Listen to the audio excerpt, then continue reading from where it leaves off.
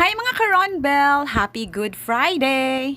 Binignit day na sa kadaghanan ang uban gahapon nagbinignit. Excited na ba mo kung unsay lasa sa inyong binignit? Sa mga kuwang og ricados diha ayog kaguol, ang importante tamis na siya og nay tuno. Di ka nag-iisa kay kuwang sa ni akong ricados, okay ra, at least ni come up og binignit. Di ba nag-live ko one time nga nung magbinignit gyud kay tungod kay comforting ni siya, maka-comfort sa soul ug sa mind. Mao ni lang nahunahunaan og prepare sa una pa kay para way of fasting nila og para maka-abstain sila from eating meat. Dagang naglalis kung unsay spelling aning niya, basta puro ni siya ay para nako. Ay namog lalis kung unsay spelling sa binignit kay sa uban ramang lugar di man na binignit. Kuan man na siya sa Kapampangan gitawag nagsampilot, sa uban alpha jar, ginataang bilo-bilo, kiniler, tambo or tambirak.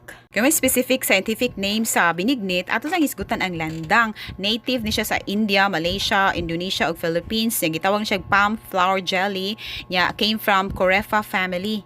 Made from buli or buri tree. According sa National Nutrition Council, daghan gyud makuhang benepisyo ni niya kay labi na nagsagol-sagol ang mga ricados. Ang mga ricados niya kay mga puno gyud siya sa benepisyo.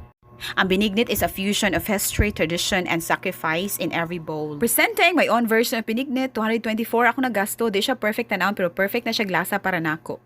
Enjoy mo sa inyong binignit. Mao kini Ronbel Gums.